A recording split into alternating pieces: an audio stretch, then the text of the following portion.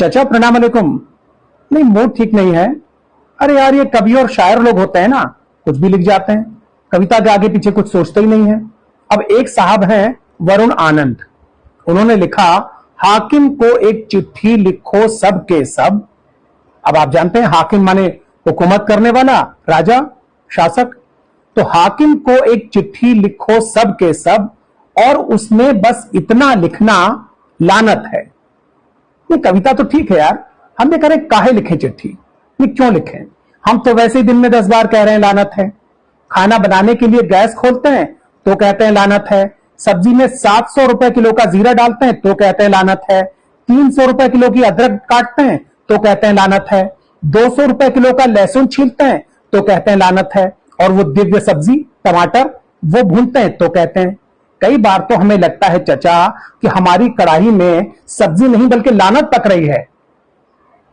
अच्छा, फिर से देखिए आप कवि क्या कह रहा है, हाकिम को एक चिट्ठी लिखो सब के सब, मतलब सब लिखो। अरे भैया कवि महोदय, हाल सबका यही है। पूरा देश कह रहा है लानत है। सीमा पे जवान, खेत में किसान, बेरोजगार नौजवान, दुकान में व्यापारी, ऑफिस में कर्मचारी और खतरे में पड़ी नारी, सब ऑलरेडी कह रहे हैं कि लानत है। नहीं यार, मतलब देखो ना चाचा, हम कह रहे हैं कविता में, शायरी में दो चीजें बहुत जरूरी हैं। एक तो उसमें सेंस होना चाहिए। अरे नहीं, हाकिम में नहीं, हाकिम में तो सेंस है ही नहीं, शायरी में तो हो कम से कम। हाँ, तो एक तो कविता में सेंस होना चाहिए, दूसरी चीज होनी चाहिए कविता में सेंसिटिविटी। कवि को चचा दूसरे का दर्द भी समझना चाहिए। नहीं, आप देखिए ना, अब आपने तो कविता लिख दी कि हाकिम को चिट्ठी लिखो, लेकिन हाकिम का दर्द नहीं सोचा। आपने ये नहीं सोचा कि हाकिम बेचारा चिट्ठी पढ़वाएगा किससे? नहीं, खुद तो पढ़ा लिखा है नहीं, और जो राजदार है वो भी पढ़ा लिखा नहीं लगता। बाकी वो या तो अनपढ़ है या फिर पढ़े लिखे जाहिल हैं। चचा इतने सारे वजीर हैं, अपने आप में नजीर हैं।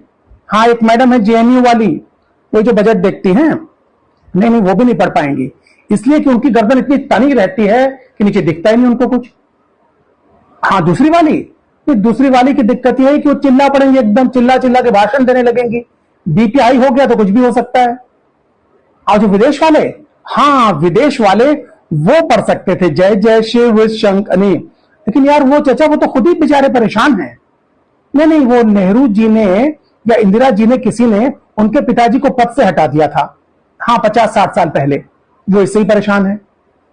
तो इसलिए चचा, आप ये जो कवि जी हैं वरुण आनंद साहब, इनको बता दीजिए कि भैया ये चिट्ठी उट्ठी नहीं चलेगी। और चचा वैसे भी आजकल चिट्ठी भेजता कौन है? अब तो ट्विटर का, फेसबुक का जमाना है ना। हाँ, तो कवि से कहिए कि अपनी कविता को चेंज कर लें। क्या करें? और कुछ ऐसे कर सकते हैं कि ट्विटर पे एक ट्रेंड चलाओ सबके सब, ट्विटर पे एक ट्रेंड चलाओ सबके सब, और हैशटैग में इतना लिखना लानत है। इससे क्या होगा? वो जान जाएंगे, पहचान जाएंगे। उन्हें इस हैशटैग से ही पता चल जाएगा कि देश के इतने सारे लोग किससे कह रहे हैं लानत है।